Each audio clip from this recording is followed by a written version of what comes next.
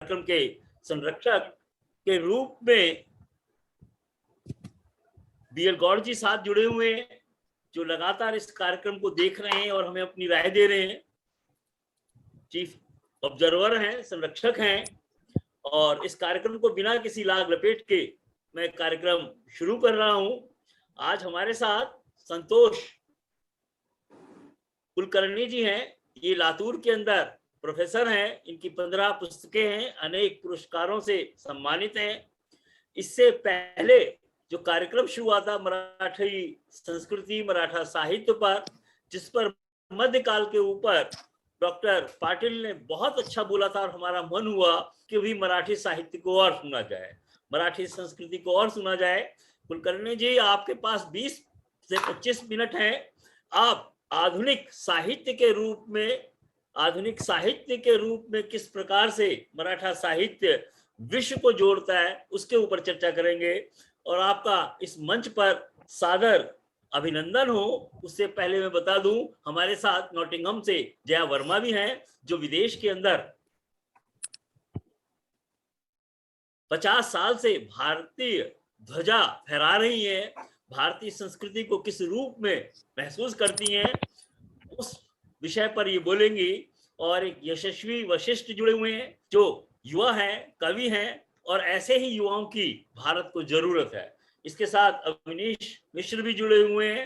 वो भी एक गौड़ साहब की कविताओं से इतने प्रभावित हुए और वो हर बार एक ना एक बात जरूर कहने के लिए मुझसे अनुरोध करते हैं, तो उनको भी आखिर में समय दिया जाएगा। और डॉक्टर संतोष कुलकर्णी जी, आप प्रारंभ करें, आपका स्वागत है इस मंच पर। धन्यवाद सर। एक भारत इस विचार मंच के संरक्षक आदरणीय गौर जी तथा संयोजक के तौर पर महती भूमि आदरणीय सुधांशु जी शुक्ल सर तथा आज के इस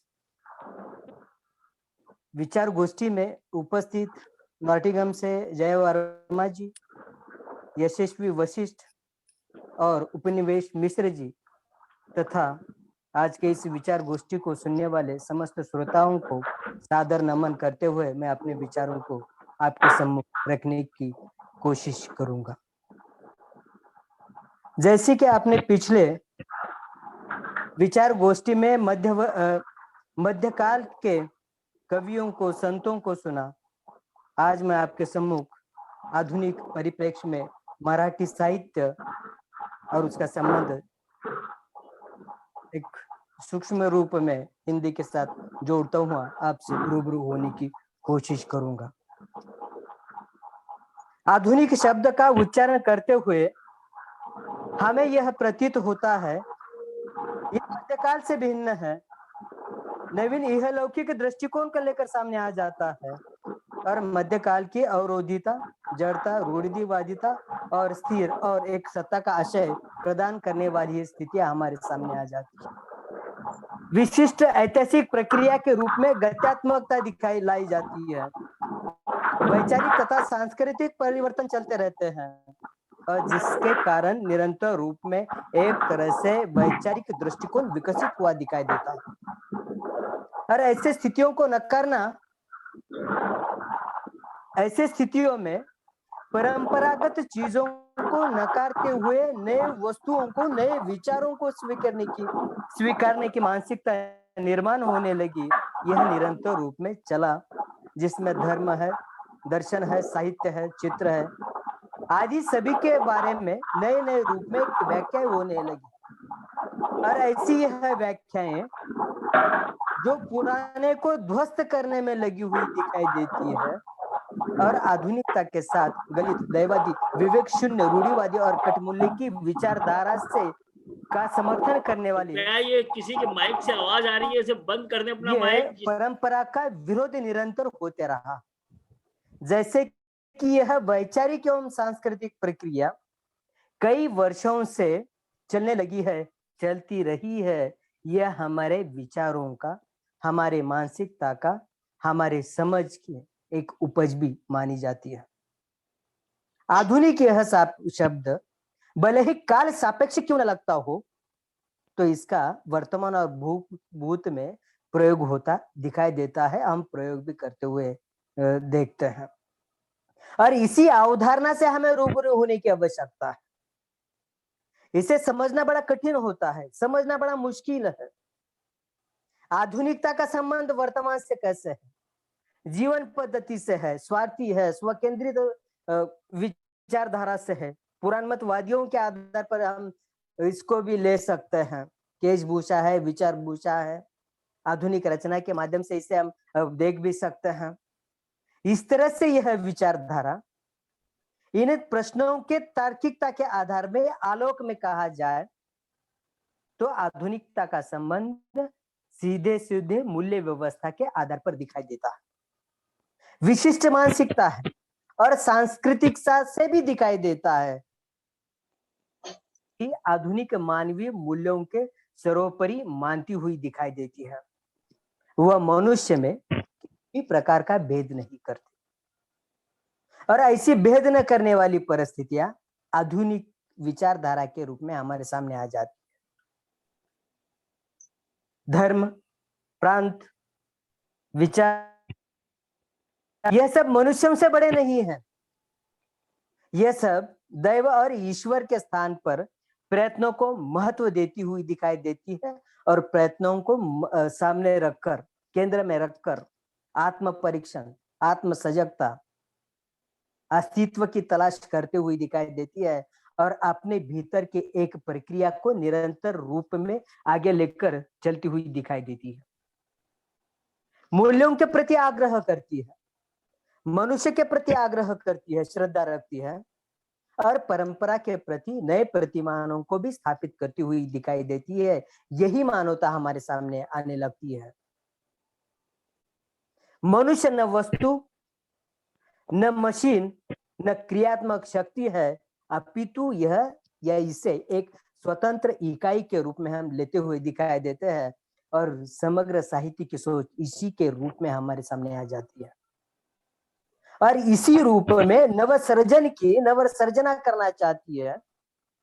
हमें एक नए परिप्रेक्ष्य में समझाने की कोशिश करती हुई दिखाई देती है। भले ही यह धारणा पश्चिमों के आधार पर या पाश्चिमात्य देशों के आधार पर हमारे सामने क्यों न हो, तो उन्हीं लक्षणों के साथ हमें समझना भी आवश्यक होता है। तब कहीं जाकर हम आधुनिकता की संकल्पना को, अवधारणा को, उसके स्वरूप को और व्यक्ति को समझने में आसानी से समझ सकते हैं। कुछ ऐसे लक्षणों भी हमारे सामने आ जाती है जिसमें वैज्ञानिक दृष्टिकोण की अभिव्यक्ति, आधुनिकता की प्रक्रिया, गुणात्मक धारणा का चित्र भी दिखाई देता है। आधुनिकता एक व्यक्ति ऐतिहासिक दृष्टि के आधार पर नई मानसिकता को लेकर प्रतिफलन के रूप में परंपरा का विरोध करते हुए आधुनिकता तथा समसामयिकता की जो आधुनिकता है, एक विशिष्ट दृष्टिकोणों के आधार पर हमारे सामने आने लगती है। साथ ही आधुनिकता का मार्क्सवादी दृष्टिकोण भी हमारे सामने आ जाता है। उसे एक प्रकार से नई दिशा देने की कोशिश भी की गई है और की जाती रही है। यह साहित्य की सबसे बड़ी देन है या मनुष्यों के विचारों की सबसे बड़ी देन कही जाती है।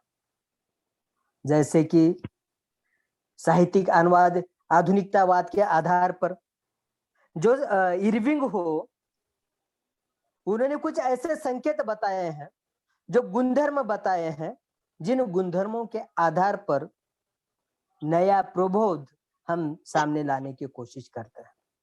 उन्होंने अपने विचारों में आस्था का निषेध किया है, प्रकृति को स्थान नहीं दिया, आदिमवाद को नकारा है या आधुनिकतावादी लेखन के पड़ाव को लेकर चरित्र, संगठन, कथानायक के आधार पर इन स्थितियों को प्रस्तुत किया हुआ दिखाई देता है। जैसे कि आधुनिकता यह एक अनुभूति की रचना, यह विचारधारा हमारे सामने आ जाती है। मनुष्यों के मन में यह समाज को प्रभावित करने वाली एक प्रतिभा को खोजने की एक कला है, विचार है, एक शक्ति है और यह शक्ति जीवन की प्रकृतिकीकरणों को अतीत और वर्तमान के साथ निरस्त करते हुए भी दिखाई देते हैं। अर्थात यह कला का वैकल्पिक जीवन के आधार पर, ये परंपरा के आधार पर हमारे सामने आ जाती है। विभिन्न लेखकों ने, विभिन्न विचारकों ने अपने विचारों को सामने रखा, आलोचकों ने अपने विचारों को सामने रखा है, जिसमें पाश्चात्य विचारक है, चिंतक है, भारतीय विचारधारा के आधार, विवेकशीलता के आधार पर उसकी परिभाषा की है, उसका चिंतन किया है। यह चिंतन सही मायनों में जब डार्विन की बात आ जाती है, मार्क्स है, फ्रायड है, आइंस्टाइन है, इन्होंने प्रकृति, राज्य, मानसिकता तथा काल के आंतरिकता के आधार पर छिपे हुए रहस्यों को खोजने की कोशिश की है। यह आधुनिकता की पहल है, यह आधुनिकता की दृष्टि है, और इन दृष्टि को एक नई मूल्यवादी व्यवस्था का निर्माण भी किया है। एक व्यवस्था भी दी हुई दिखाई देती है, जो मूल्य संबंधी तनावपूर्ण के आधार पर एक कारक तत्व भी बना हुआ दिखाई देता है। जब परंपरागत मूल्यों में वर्चस्व की बात आ जाती है, प्रतिरोध की रणनीतियां हमारे सामने आने लगती है। यह अलग अलग रूप में, भिन्न रूप में स्थितियों का यह केंद्रीकरण दिखाई देता है, विचारधारा के आधार पर दिखाई देता है। जैसे कि वस्तुतः महात्मा गौतम बुद्ध जी ने इस देश के पहले विचारक है, जिन्होंने विवेकशीलता के आधार पर एक वैज्ञानिक दृष्टि दी, तार्किकता और मानवतावाद को केंद्र में रखकर एक प्रकार से श्रेय लाने की कोशिश की हुई दिखाई देती है। भले ही बुद्ध के साहित्य में आधुनिकता के लक्षण लक्षित होते हैं, तब से कहीं जाकर मनुष्यों के मन में भविष्य के प्रति सोचने की प्रवृत्ति, मानसिकता निर्माण होती दिखाई देती है, और आधुनिकता के आधार पर बहुव्यापकता के तौर पर वह उपयोग में आती हुई दिखाई देती है। आधुनिकता का बोध समय के साथ होता है, बुद्ध इसे आधुनिक कहते हैं। लेखकों के अपने विचार भी समय के साथ चलते हैं, उसमें गहरी अभिज्ञा, एक गहरा चिंतन होता है। ऐसे ही सवाल जैसे प्रेमचंद के संबंध में हमारे सामने बात आ जाती है, तो उन्होंने भी आधुनिकता संबंधी विचार दिया है, नए मूल्य दिए हैं, नए विचार दिए हैं, नए प्रेरणा भी दी हुई दिखाई देती। जैसे कि हिंदी के सच्चिदानंद हीरानंद वात्स्यायन अज्ञेय जी ने भी एक नई दृष्टि आधुनिकता के संबंध में आधुनिकता के संबंध में दी हुई दिखाई देती है। मध्यकालीनता के प्रस्थान के पश्चात जब औद्योगिक क्रांति, विज्ञान के साथ क्रांति हुई, एक जीवन दृष्टि हमारे सामने आई और विकसित होने लगी, तब से कहीं जाकर आधुनिकता का दौर धीरे धीरे चलता रहा, चिंतन के साथ उभरता रहा, एक मुख्य आधार के साथ, तर्क के आधार के साथ, विश्लेषणात्मक रूप में, संश्लेषणात्मक रूप में, प्रयोगशीलता के साथ निरंतर चलता हुआ दिखाई देता है। और इसीलिए कहा जाता है कि जब यह विचार भूमि चलती है, विचार भूमि बनती है, भले ही सामंतीकालीन व्यवस्था के आधार पर क्यों न बात की गई हो, मध्यकालीन सामंती जड़ता से बाहर निकलकर आधुनिक परिप्रेक्ष्य में जीवन मूल्यों का सामना पहली बार भले ही 20वीं सदी में क्यों न करना पड़ा हो, आधुनिकता का पुनर्विचार होता दिखाई देता है। और कहा जाता है कि सामंत्यवाद मध्यकालीन है, पूंजीवाद आधुनिक है, परलोक का विचार मध्यकालीन है, और यह लोक का विचार आधुनिक है। और भले ही ईश्वर की शक्ति का विकास मध्यकालीन है, मनुष्य के आपसी संबंधों का एक प्रकार से संश्लेषण हमारे सामने आने लगता है, नई सोच, नए विचार का आगाज होता दिखाई देता है, जिसे हम ज्ञानोदय काल के आधार पर लेते हुए दिखाई देते हैं। और इस प्रकार से यह जीवन का चक्र निरंतर चलते रहता है। जब सही मायनों में आधुनिकता का विचार क्यों ना आए, तब कहा जाता है कि यह प्रक्रिया हिंदी में भले ही भारतेंदु हरिश्चंद्र जी के काल से आरंभ होती दिखाई देती है, तब से युगुन संदर्भ निरंतर रूप में बदलते गए हैं। यंत्र युग का आविर्भाव हुआ है। आधुनिक युग में 20वीं सदी के तौर पर मनुष्य को अपने जीवन की ओर देखने का नजरिया निरंतर रूप में बदलता हुआ दिखाई देता है। इस शती के आधार पर या 20वीं शती के आधार पर कहा जाता है। एक और यंत्र विज्ञान की बात आ जाती है, तो दूसरी ओर मनोविज्ञान का भी प्रभाव निरंतर रूप में दिखाई देता है। तब से एक आधुनिकता का नया बोध पैदा हुआ दिखाई देता है। इसका धरातल बड़े ही अंतरराष्ट्रीय हो, इसका प्रभाव भी भारत पर पड़ा हुआ दिखाई देता है।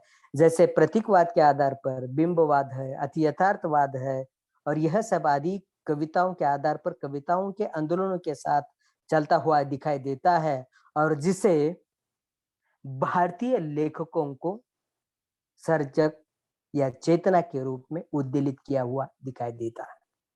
इस प्रकार से यह निरंतर चला हुआ विचार प्रयोगशीलता के साथ अस्तित्ववाद, आधुनिक भावबोध की दृष्टि को लेकर चलने वाला यह लघु मानवतावादी विचार की दृष्टि जैसे जैसे निरंतर रूप में आगे बढ़ती है, वैसे वैसे आधुनिकता की धरातल और भी आगे चलती हुई दिखाई देती है। स्तुत्यहीनता की बात आ जाती है, संकट बोध का विचार होता है, मूल्यहीनता की बात आ जाती है, महानगरीय जीवन का चित्र दिखाई देता है, आत्मपरायणता की बात दिखाई देती है, अलगाव बोध का होता है, कला बोध का चित्र हमारे सामने आ जाता है। कहने का तात्पर्य यह है,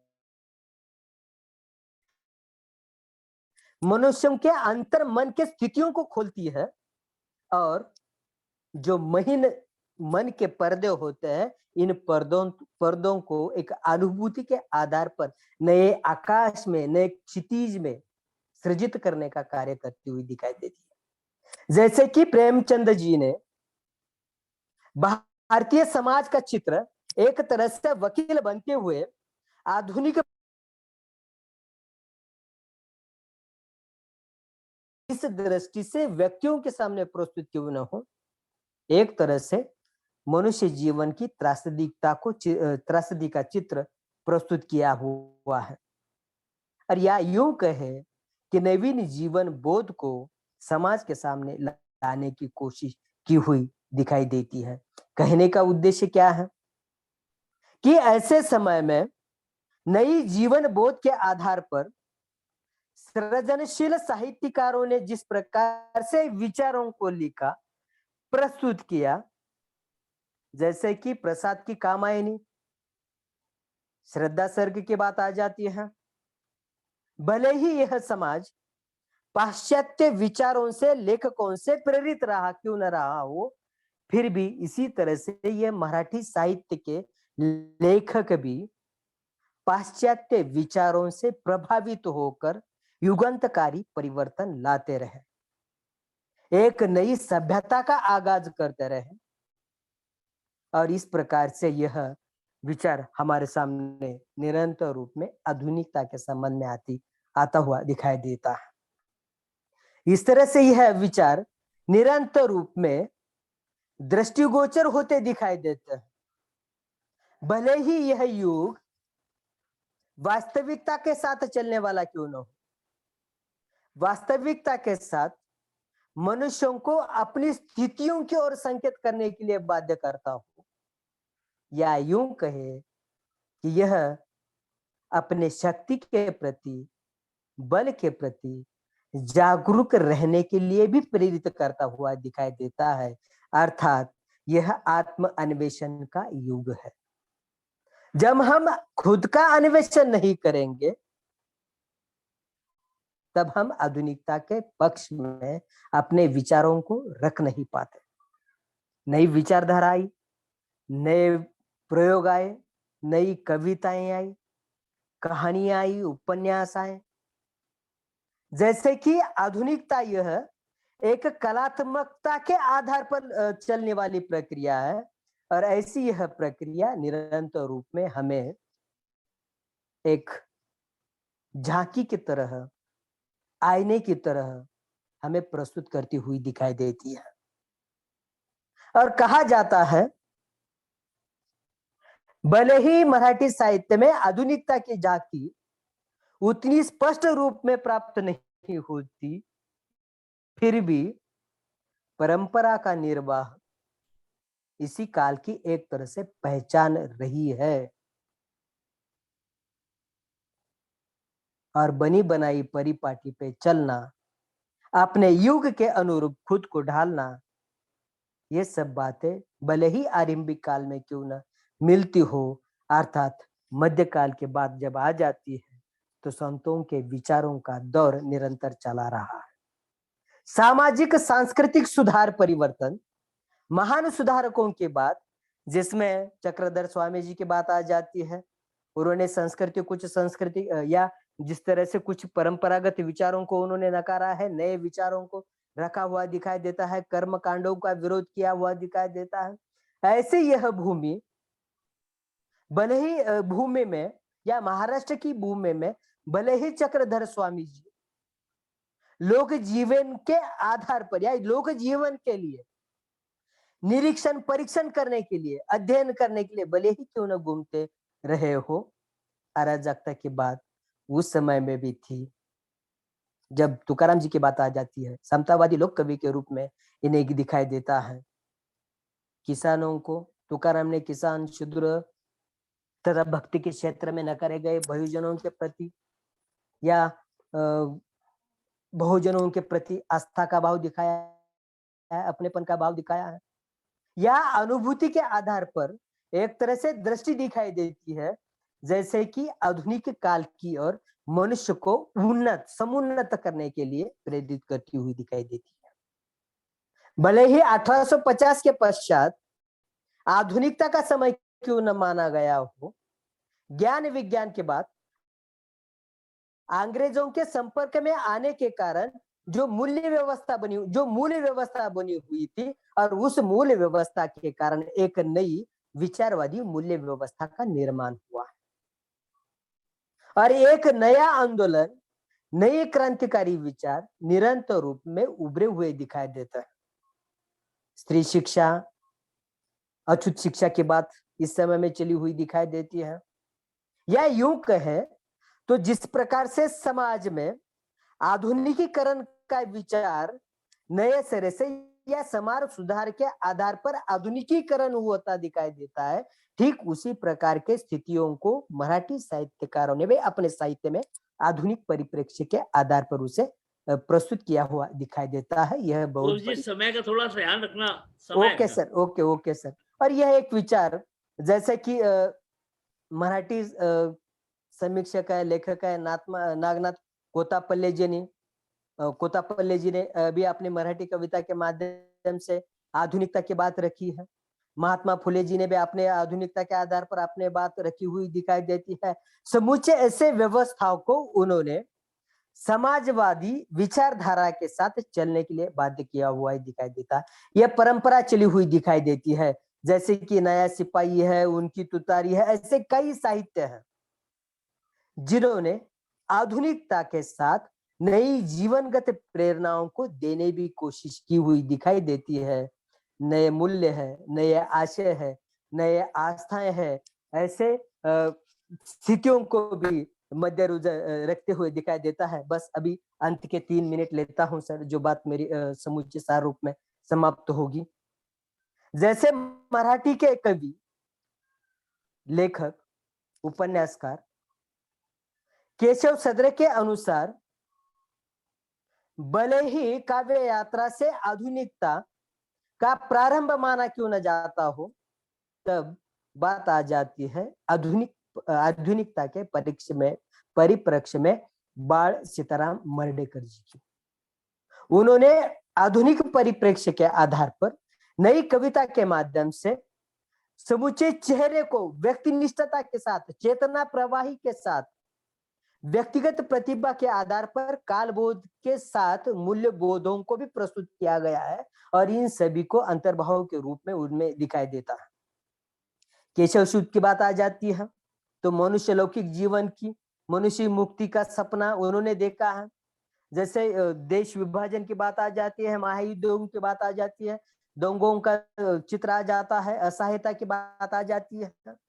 जीवन की शुद्धता का विचार आ जाता है। इन सभी का चित्र आधुनिक परिप्रेक्ष्य के आधार पर किया हुआ दिखाई देता है। और अंत में सारूप में यह कहना चाहूंगा कि जिस प्रकार से इन्होंने मराठी साहित्य के आधार पर एक नई दृष्टि दी, नई चेतना दी और नए विचारों को प्रस्तुत किया है, यह कहा जाता है कि प्रगतिशीलता का एक चित्र है, संबंध सूचक के आधार पर दिखाई देता है और समीक्षकों के आधार पर, विचारकों के आधार पर, लेखकों के आधार पर एक बात कही जाती है कि जिस प्रकार से आज का यह जीवन, महानगरीय जीवन एक विकराल रूप ले रहा है, इन सभी चित्रों को महाराष्ट्र के वे सभी विचारकों ने अपने विचारों के माध्यम से आधुनिकता की एक नई दृष्टि दी है। और यह समय के अभाव पर बात पूर्ण करना कठिन है, इसीलिए आप सभी से क्षमा मांगते हुए अपने विचारों को, आपने हमें यहाँ बुलाकर सम्मान दिया, अपने विचारों को प्रस्तुत करने के लिए अवसर दिया। इस विचार सत्र के या एक भारत के संरक्षक गौर जी, संयोजक सुधांशु शुक्ल जी तथा आप सभी को धन्यवाद देते हुए अपने वाणी को विराम देता हूँ। धन्यवाद। बहुत बहुत धन्यवाद संतोष जी, आपने आधुनिकता की बहुत सुंदर व्याख्या की और मुझे नहीं लगता कि इससे सुंदर व्याख्या हो सकती है।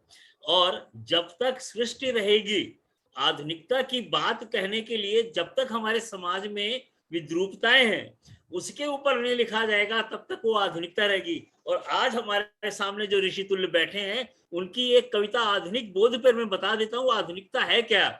हम कितने भी पढ़े लिख जाएं, लेकिन हम जब तक उन समस्याओं, विद्रूपताओं को नहीं ढूंढते। बीएल गौड़ जी की एक कविता है, पांचवा वेद।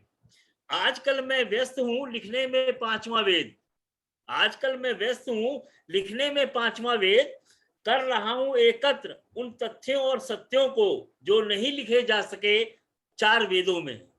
चार वेद पढ़ लेने से केवल वही नहीं, पांचवा वेद जब तक समाज की विद्रूपताओं पर, यह आधुनिकता है।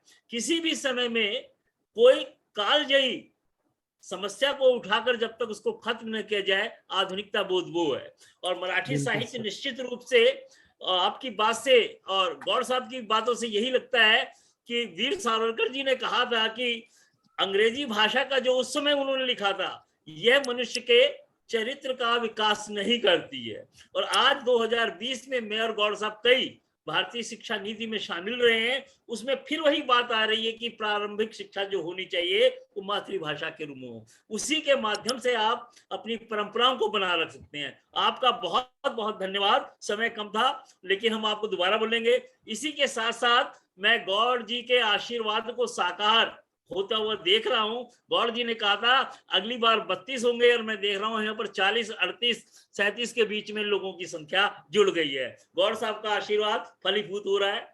इसी के साथ मैं अगली वक्ता के रूप में जया वर्मा जी को बुला रहा हूं, जो नॉटिंघम में लगभग 50 साल से हैं और इनके 2 पुस्तकें बहुत प्रसिद्ध हुई हैं और दिल्ली विश्वविद्यालय ही नहीं कई जगह पर, बल्कि भारत के कई केंद्रीय विश्वविद्यालयों के अंदर इनकी कहानी लगी है और कविताएं लगी हैं। सहयात्री हैं हम, इनका एक कविता संग्रह है।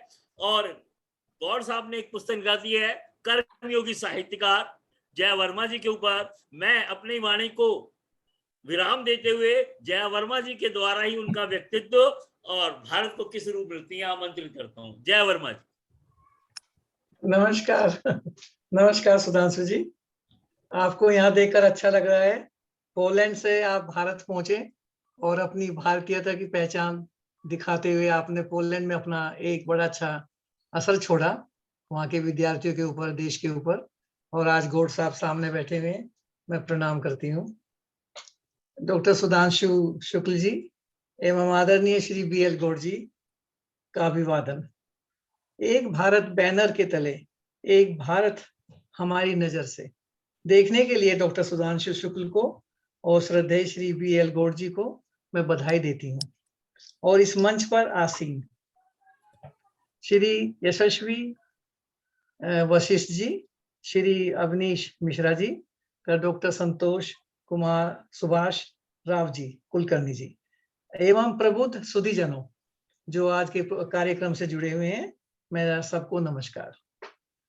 मैं अपने पति डॉक्टर वर्मा के लिए पहले 2 लाइनें कहना चाहूंगी।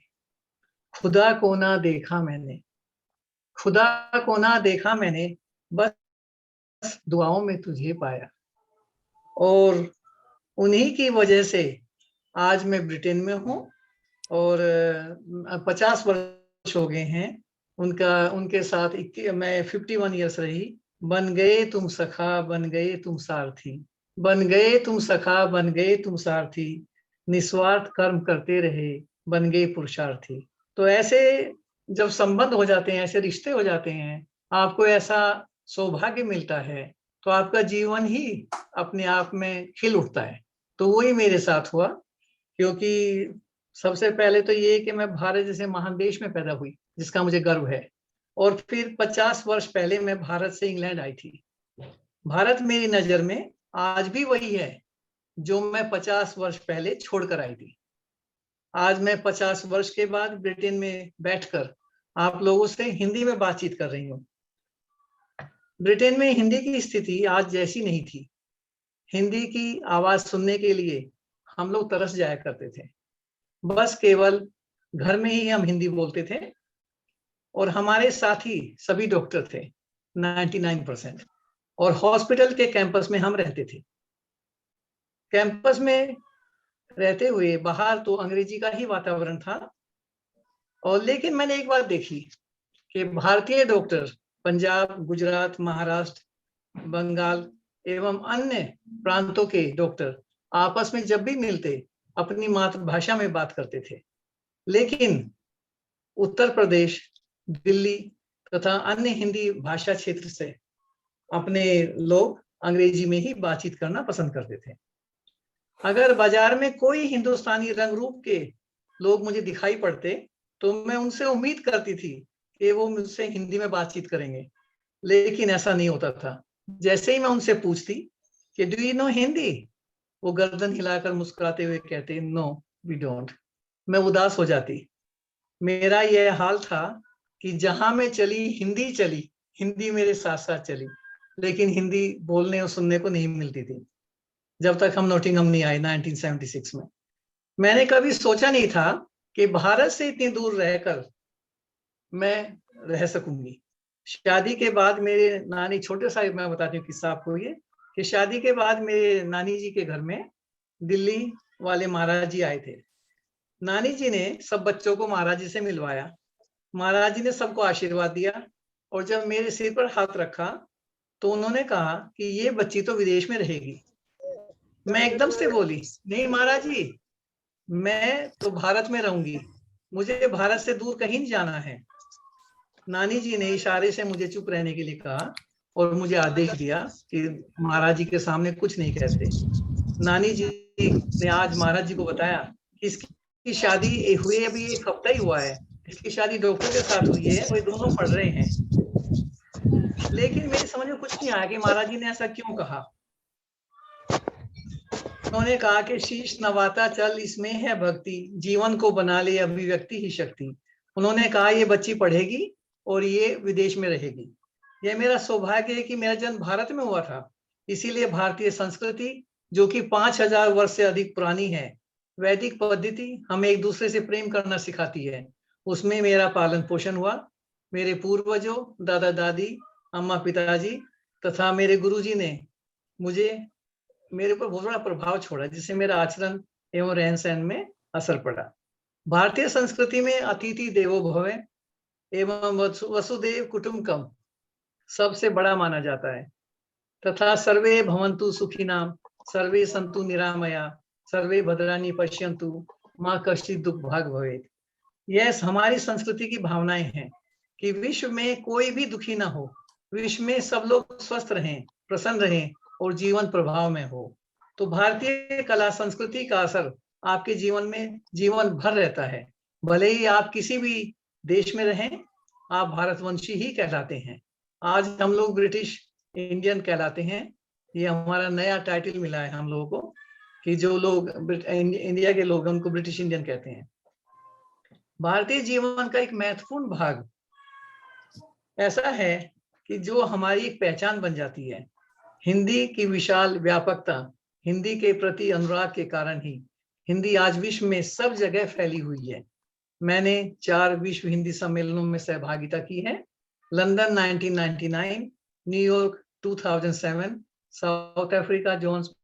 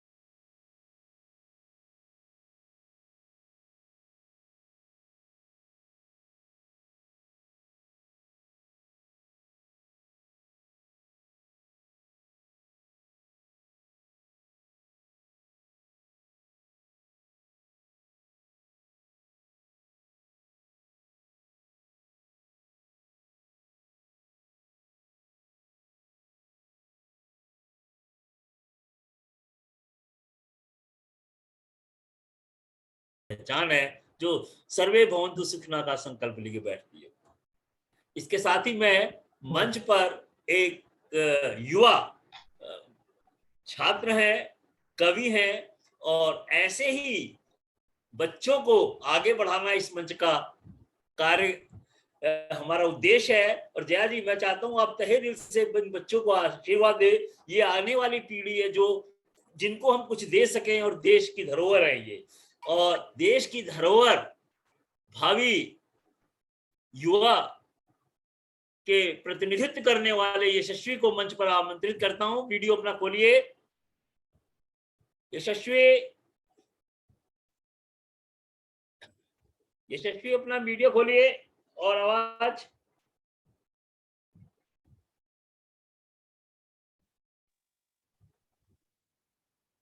यशस्वी का माइक ऑन करो। हाँ सर प्रणाम सर, आवाज आ रही है मेरी? हाँ, आइए हाँ यशस्वी, आपका स्वागत है इस मंच पर। ये युवा हैं, विद्यार्थी हैं, और कम उम्र में ही भारत के प्रति जो लगन और जो प्रेम इनके अंदर बसा हुआ है। यशस्वी, अपनी बात रखिए। जी सर। सबसे पहले यहाँ उपस्थित सभी मेरे वरिष्ठ जनों को प्रणाम। जैसा कि अभी सर ने बताया था कि हिंदी भाषा तो सबसे ऊपर है, उसी की पताका के नीचे सभी राजस्थानी, मराठी सभी बोलियों की पताकाएं फहराती हैं। तो हिंदी भाषा एक अपने आप में गुलदस्ता है फूलों का, उसके अंदर एक फूल है राजस्थानी बोली। तो राजस्थानी बोली की मैं एक छोटी सी अपनी कविता देशभक्ति सुना रहा हूँ। मायड़ थे जाम्यो राणा सा, मायड़ थे जाम्यो राणा सा, आठे ही उपजो भामाशा, आठे ही उपजो भामाशा। रे तारा धोरा सा, रे तारा धोरा सा, ऊँटरी ऊंची सवारी सा, ऊँटरी ऊंची सवारी सा। पन्नारी माया सा, पन्नारी माया सा, पद्मावती लुगाई सा, पद्मावती लुगाई सा। मीरा जिसी भक्त सा, मीरा जिसी भक्त सा, रामदेव रादेव सा, रामदेव रादेव सा। अब यहाँ ये भी देखने को आता है कि बाहर के जो आक्रमणकारी आई उनके ऊपर भी हमारे देश का क्या प्रभाव था। अकबरियो भी घणो ही लड़ो, अकबरियो भी घणो ही लड़ो, पर जीत्यो कोनी राणा सा, पर जीत्यो कोनी राणा सा। या राजस्थान धरती है, या राजस्थानी धरती है, या घना ही जाम्या भामा सा, या घना ही जाम्या भामा सा। मैं एक राजस्थानी होने से पहले एक भारतीय भी हूँ, तो मैं भारत माता के चरणों में वंदना करता हूँ। अब ये मेरी एक छोटी सी कविता बोल दीजिए, उससे पहले एक चिंतन बोल दीजिए, एक आज के युवा के प्रति लेके जो मेरे विचार हैं कि आजादी के इतने वर्ष बाद भी हम, आजादी के इतने वर्ष बाद भी हम महोत्सव मनाते जा रहे हैं। आजादी के इतने वर्ष बाद भी हम महोत्सव मनाते जा रहे हैं। छोड़ राष्ट्र का विकास हम प्रतिमाएं बनाते जा रहे हैं, छोड़ राष्ट्र का विकास हम प्रतिमाएं बनाते जा रहे हैं। आप समझ रहे होंगे इसका। भूल कर उन नींव की ईंटों को हम, भूल कर उन नींव की ईंटों को हम इमारतें देखते जा रहे हैं। आजादी के इतने वर्ष बाद भी हम वीरों को गुमनाम करते जा रहे हैं। अब मैं एक छात्र हूं तो अपनी ही पीड़ा बताऊंगा। शिक्षा के कभी केंद्र थे हम, शिक्षा के कभी केंद्र थे हम, पर आज शिक्षा पाने बाहर जा रहे हैं। शिक्षा के कभी केंद्र थे हम, पर आज शिक्षा पाने बाहर जा रहे हैं। लेकर डिग्रियों की गठरी हम, लेकर डिग्रियों की गठरी हम डर डर ठोकर खा रहे हैं। भूल राष्ट्र की आय हम, भूल राष्ट्र की आय हम विश्व गुरु बनने जा रहे हैं। शिक्षा चिकित्सा छोड़कर हम महोत्सव मनाते जा रहे हैं। अपनी संस्कृति भाषा छोड़कर हम, अपनी संस्कृति भाषा छोड़कर हम फिरंगी बनते जा रहे हैं। राष्ट्र नीति को छोड़ सदा से हम, राष्ट्र नीति को छोड़ सदा से हम राजनीति ही करते आ रहे हैं, राजनीति ही करते आ रहे हैं। धन्यवाद सर। बहुत बहुत अच्छी बात। तुमने समस्याओं को भी रख दिया, और हम ये जो सोच रहे हैं आज इस बदलाव के मोड़ पर है, और ये बदलाव आएगा, निश्चित रूप से बदलाव आएगा। जिस समस्याओं को तुमने उजागर किया है इस मंच से, यशस्वी बहुत बहुत धन्यवाद, और आपको दोबारा मंच पर बुलाया जाएगा। इसके साथ ही बहुत सुंदर कविता आपने, आपकी कविता से पूरा राजस्थान के इतिहास को बता दिया। पन्ना को याद दिला दिया, भामा को याद दिला दिया, राणा को याद दिला दिया, मीरा को याद दिला दिया। यही भारत की खूबसूरती है। राजस्थान एक अलग नहीं, भारत के अंदर ही राजस्थान है। ये सबसे बड़ी बहुत सुंदर बात कही। बहुत बहुत तहे दिल से बेटा आपको आशीर्वाद देता हूं मैं। धन्यवाद सर। इसके साथ ही हमारे अगले श्रोता के रूप में हमसे जो जुड़े थे और वो इसका परिवार बन गए एक भारत का, जया जी, ये हैं अवनीश मिश्रा जी। अवनीश मिश्रा जी अपना माइक और वीडियो ऑन करें। अवनीश मिश्रा। हाँ जी, दिख रहा हूँ। हाँ आ जाए, आ गया। हाँ। गौड़ साहब हाँ जी नजर नहीं सर। आ रहे। गौड़ साहब का वीडियो।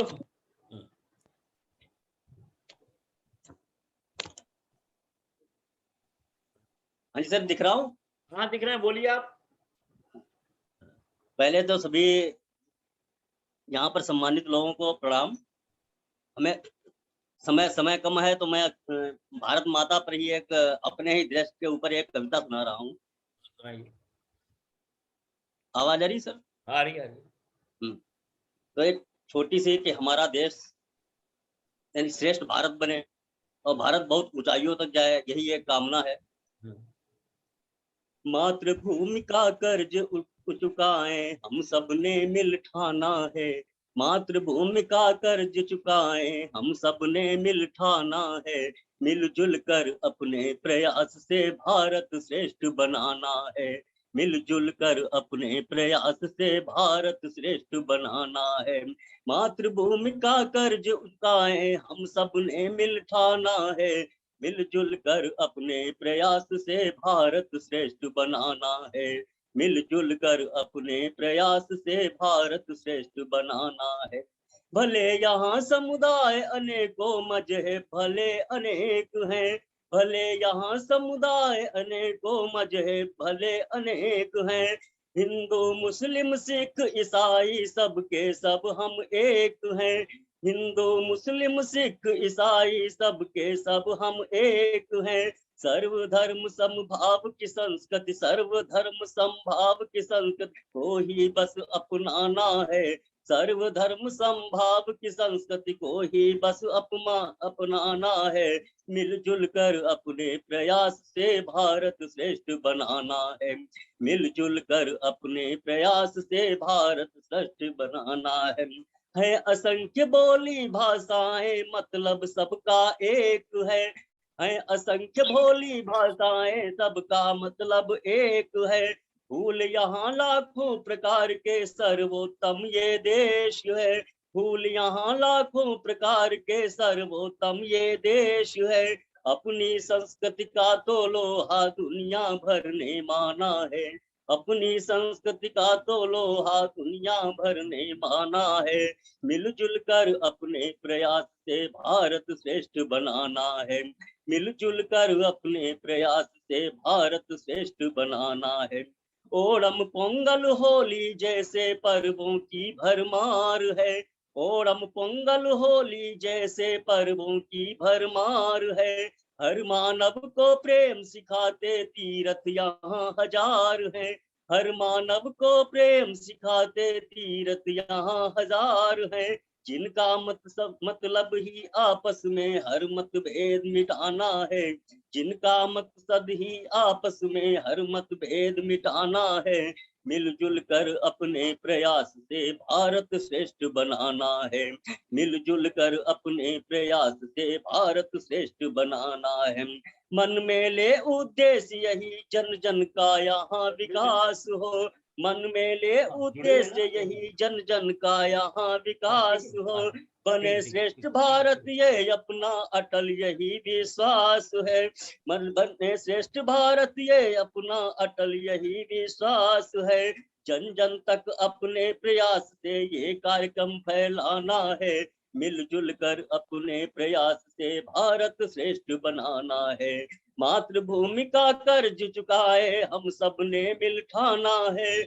मिलजुल कर अपने प्रयास से भारत श्रेष्ठ बनाना है। मिलजुल कर अपने प्रयास से भारत श्रेष्ठ बनाना है। जय हिंद, वंदे मातरम। बहुत बहुत धन्यवाद, बहुत सुंदर लाइनें आपकी। और जितनी तारीफ की जाए उनीश तुम्हारी कम है। बहुत सुंदर पंक्तियां, लयबद्ध पंक्तियां और दिल को छू लेने वाली पंक्तियां आपने कही हैं। बहुत सुंदर, बहुत सुंदर। और धन्यवाद। अब मैं इस कार्यक्रम के जो हमारे ऋषितुल्य संरक्षक हैं बीएल गौड़ जी और को बुलाना चाहता हूं। वे आशीर्वचन के रूप में इस कार्यक्रम को संबोधित करेंगे। उनके संदर्भ में इतना जरूर कहना चाहता हूं, ऋषि लोग बड़ी मुश्किल से मिलते हैं, लेकिन मेरे सामने बैठी हैं जया वर्मा जी। जिंदगी भर मैं इनका एहसान मानूंगा। इन्होंने ही मुझे गौड़ साहब से मिलवाया और ऐसा मिलवाया कि आत्मीयता हो गई। इस जन्म में तो जया जी मैं आपको कभी नहीं भूल सकता कि आपने इतना बड़ा उपकार किया मुझे गौड़ साहब सुने। गौड़ साहब आप सादर आमंत्रित हैं।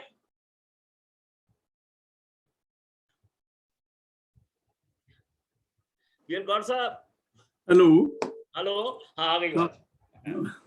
आप सादर आमंत्रित हैं। आपने मेरा माइक म्यूट किया हुआ था तो खुल नहीं रहा था, फिर मैंने आपको फोन मिलाया। अच्छा। एनीवे, चलिए पहली बात तो मैं इसको समाप्त करते हैं। जो थोड़ा सा एक सीनियर व्यक्ति होता है किसी मंच पर, तो उनको तो उसका कर्तव्य है कि जो लोगों ने बात कही है उसका समापन कैसे किया जाए।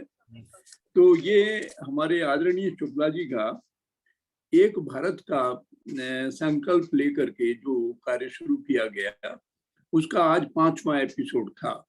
और मैं देख रहा हूँ कि अनेक विद्वानों को वो जोड़ने में दिन रात लगे रहते हैं, कभी महाराष्ट्र से, कभी कहीं से, कभी कहीं से। तो आज जिनको हमने सुना, संतोष कुलकर्णी जी की मैं बात कहूँ तो उन्होंने डार्विन से लेकर के आधुनिक साहित्य तक तमाम बातें बताई हमें। थोड़ा सा मैं ये कहूँगा कि हमारे अन्य वक्ताओं ने भी बहुत अच्छी बातें कही। जय वर्मा जी ने कहा कि भारत उनके मन में है। उन्होंने भले ही भारत से दूर रही हो 50 साल, लेकिन भारत तो 1 साल के लिए भी उनसे दूर नहीं हुआ, उनके मन से दूर नहीं हुआ, उसमें वो जुड़ी रही। तो भारत के विषय में, संस्कृति के विषय में उन्होंने बताया। और हमारे जो दूसरे अन्य वक्ता थे, जैसे अभी एक मिश्र जी जो है कविता सुना रहे थे, उन्होंने भारत को जोड़ने की बात कही। और यशस्वी वस्त ने राजस्थानी में और हिंदुस्तानी में 2 बातें, 2 कविताएं कही। इन सब से जो निचोड़ ये निकलता है कि सबकी भावनाएं तो भारत से, इन सब से प्रकट होता है कि भारत एक है। मैं थोड़ी सी बात इससे हट करके कहना चाहूँगा, और मैं चाहूँगा कि जो व्यक्ति आज जुड़े हैं वो भले ही वक्ता के रूप में ना हो, लेकिन शुक्ला जी आप उन्हें हर बार इनवाइट करिए कि वो थोड़ा बहुत समय निकाल करके श्रोता के रूप में ही आपके मन से जुड़े। तो विषय जो हमारा है वो है एक भारत। ये जो 2015 में मोदी जी ने एक संकल्प लिया था कि एक भारत और श्रेष्ठ भारत। एक भारत का मतलब आज जिन लोगों ने आज कश्मीर में, जम्मू कश्मीर के पाली गांव से भारत के प्रधानमंत्री नरेंद्र मोदी अपनी बात कह रहे थे, जिन लोगों ने उसे अटेंड किया होगा वो समझेंगे कि एक भारत का मतलब है क्या। तो हम सारी बातें करते हैं, साहित्य की बात करते हैं, साहित्य की उत्पत्ति की बात करते हैं, आधुनिक साहित्य की बात करते हैं, हिंदी की बात करते हैं। लेकिन एक प्रश्न मेरा है कि पहली तो बात मैं ये कहूँगा, लोग मुझे कई मंचों से रिजेक्शन मिला। हमारे ऐसे बहुत सारे मंच हैं, जैसे वो है एक सारे भारत का ही है वो एक मंच, मैं भी उसका सदस्य हूँ। मैंने एक बार एक राजनीतिक बात उस पर कही जो सही थी, तो उन्होंने कहा कि साहब हमारे मंच पर राजनीतिक की बात नहीं होनी चाहिए। तो मैं कहता हूँ जो साहित्यकार अगर अपने देश से प्रेम करता है तो देश की राजनीति से भी कंसर्न रखेगा, और जो साहित्यकार देश की राजनीति का अध्ययन नहीं करता, इस पर कोई टिप्पणी नहीं करता, मैं उसे साहित्यकार ही नहीं मानता।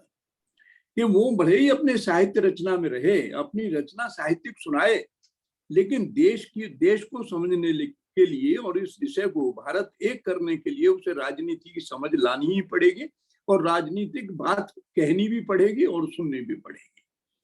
तो जो एक भारत की बात हम करते हैं, हमें अगले कार्यक्रम में भी, और मैं जितने विद्वान हमारे आज जुड़े हैं इससे, मैं उन सबसे एक ही बात कहूंगा कि आज भारत एक करने के लिए आप जैसे लोग, हम जैसे लोग आपके साथ जुड़े हैं, और भी साहित्यकार अनेक इस मन से जुड़े हैं कि भारत एक रहे। लेकिन हम देख रहे हैं कि इस माला को हम संभाल नहीं पा रहे, या कुछ लोग ऐसे हैं जो भारत को एक नहीं रहने देना चाहते। और आज वो बवाल सारे देश में आप देख रहे हैं, जगह जगह से क्या हो रहा है, धार्मिक मंचों के ऊपर क्या हो रहा है, क्या आज एक तरफ से एक आवाज उठती है तो दूसरी तरफ से दूसरी आवाज उठती है, यानी माहौल बहुत खराब होता जा रहा है। एक बात। दूसरी बात के सारे प्रांतों को जोड़ने के लिए, जैसे हमारे सरदार वल्लभ भाई पटेल ने 514 रियासतों को जोड़ा, गांधी जी ने कहा कि संपर्क भाषा एक जरूरी है। मैं संविधान में जो 22 भाषाएं दी हैं उस सबको प्रणाम करता हूँ, सबका सम्मान करता हूँ। हम सबको कोशिश करनी चाहिए कि हम दूसरे भाषा भाषियों का भी सम्मान करें, उनकी रचनाओं का सम्मान करें, उन संतों का, उन साहित्यकारों का सम्मान करें जो दूसरी भाषा में लिखते हैं। लेकिन वो गांधी जी की बात या लोकमान्य तिलक की बात, गोखले की बात, ये हमें एक माननी पड़ेगी कि हमें एक संपर्क भाषा में रहते हुए ही हम एक भारत की बात कर पाएंगे। अगर अलग अलग बात सब होती रहेंगी, अलग अलग संस्कृतियों की बात होती रहेंगी, हमारी विविधता में एकता वाली बात है कि दक्षिण की संस्कृति कुछ और है, केरल की कुछ और है, पंजाब की कुछ और है, तो कश्मीर की कुछ और है, लेकिन ओवरऑल भारत की संस्कृति एक ही है। झूठ ना बोलना, कौन सी संस्कृति में लिखा है कि झूठ बोलिए? तो हमारी संस्कृति सबको मिलाकर के एक संस्कृति है, लेकिन हमें दूसरों की संस्कृति का भी सम्मान करना पड़ेगा। भारत एक भारत, जब भी हम कहें तो एक भारत को जोड़ने के लिए हम क्या कर रहे हैं, तो सबसे पहला तो नियम ये होगा कि एक संपर्क भाषा में हम दूसरे साहित्य को भी जोड़ें, और संपर्क भाषा केवल हिंदी, केवल और केवल हिंदी हो सकती है। तो एक तो इस बात पर विशेष ध्यान दिया जाए। दूसरा यह है कि हम आगामी एपिसोड में अपने विषय से ना हटें। हमें कुछ ऐसे सुझाव देना चाहिए कि आज का जो माहौल है, आज का जो वातावरण है, जो थोड़ा सा जहरीला होता जा रहा है, उसको हम एक भारत में जब बनाने में लगे हैं, उसको कैसे दूर करें, कैसे हम भाईचारा पैदा करें, जो आज से 30 साल, 40 साल, 50 साल पहले था। जो लोग इसमें पैदा हुए हैं, जिसकी मिट्टी में खेले, जिसका अन्न खाया, वो इसे अपना देश ही नहीं मानते। तो हम जिस ग्रुप में जहां भी रहते हैं, जिस मोहल्ले में रहते हैं, हम उन अपने भाइयों को समझाएं कि थोड़ा आप रास्ते पर आइए और देखिए कि मैं भी और आप भी सब इसी देश में तो पैदा हुए हैं। आप अपने आप को क्यों दूसरे देश का मानते हैं, क्यों दूसरे पक्ष को बात करते हैं? ऐसा कुछ भी नहीं है। अगर हम प्रेम दिखाएंगे तो प्रेम हमें मिलेगा। हो सकता है ये प्रयास हमें एक भारत लाने में, शायद किसी कोने में, वो कहते हैं ना कि कहीं आग लग गई थी तो एक गिलहरी जो थी, वो चिड़िया या गिलहरी जो समुद्र में से चोंच भर के लाती थी और डालती थी, तो तुमने कहा कि ये क्या कर रही, कि ये मेरा सहयोग है कि आग बुझे। तो हम अपने अपने लेवल के ऊपर जहां जहां हम हैं, हमारा भी अपना एक और है, हमारा भी एक अपना सर्किल है, उसमें भारत को जोड़ने की बात करें, एक भारत की बात करें, ऐसा साहित्य रचे जिससे कि लगे हम सब एक हैं। यही मेरा कहना है आपसे। और सभी लोगों ने बहुत अच्छा बोला और सभी को मैं शुभकामनाएं देता हूँ। सदैव हम हमारे इस मन से जुड़ते रहिए और हमें भी आपके जुड़ने से बल मिलेगा, हम और आगे बढ़ेंगे। आपका बहुत बहुत धन्यवाद। और आपका जो ये विचार है और बहुत ही सराहनीय है, और हम लोग कोशिश यही करेंगे कि इन चीजों पर हम युवाओं को भी समझाएं और अपने अड़ोस पड़ोस में पहले करें, क्योंकि आपके ऊपर मैंने पहले भी लिखा, आपका लेखन उधार का नहीं है। आप उधार के चश्मे से दुनिया नहीं देखते। आपने जो चश्मा लगाया है, भगवान ने जो दिया चश्मा आपको, उसी से आप लिखते हैं। आप किसी को पढ़कर नहीं लिखते। ये आपके विचार सराहनीय है, और हम लोग जब तक ये आचरण में नहीं लाएंगे तब तक ये बात नहीं होगा। आपका साहित्य भी आपके आचरण के कॉपी है। तो इसलिए हम ये कोशिश करेंगे कि आपस में सब लोग इस मंच पर आएं और जुड़ें और अपने आचरण में उस चीज को लाएं, और आगे मंच पर हम लोग उन्हीं समस्याओं को लेकर बात करेंगे। अगले एपिसोड के अंदर एक राष्ट्र एक भाषा के ऊपर स्टेट बैंक के जीएम की पोस्ट से रिटायर हुए वो आ रहे हैं राजभाषा अधिकारी के रूप में, और एक व्यक्ति दूसरे को बुलाया गया है कि हम एक भारत को जो रूप में आपने जो स्वप्न देखा है उस स्वप्न को पूरा साकार करने के लिए मंच आपके आशीर्वाद से फलीभूत होगा, ऐसी मेरी धारणा है। और इसी के साथ साथ सभी विद्वानों को मैं फिर गौर साहब कह रहा हूं, मैं जया जी का जिंदगी भर इस जन्म में कर्ज नहीं चुका सकता, इन्होंने मुझे आपसे मिला दिया, ये मेरे जीवन की बहुत बड़ी उपलब्धि है ये करने के लिए सभी लोगों का सभी को बहुत बहुत शुभकामनाएं, नमस्कार, और फिर मिलते हैं अगले एपिसोड में। और उसके साथ साथ तो उन सभी लोगों को, आज इसमें 40 से ऊपर लोग जुड़ चुके हैं, जिसमें आरती शर्मा है, आद्या है, अमन मिश्रा है, अमन सिंह है, अमर महतो है, अमृता कुमारी है, जो लोग जुड़ रहे हैं और उसमें लगातार कमेंट पे लिखते जा रहे थे कि कार्यक्रम अच्छा हो रहा है। वक्ताओं के साथ साथ जो लोगों को दूसरों को सुनने को मिलता है उनको अच्छा लगे, ऐसा ये प्रयास हमारा सफल हो रहा है। और आप सब लोग कमेंट बॉक्स में जाएं और उस पर लिखें और इस कार्यक्रम को सब्सक्राइब करें और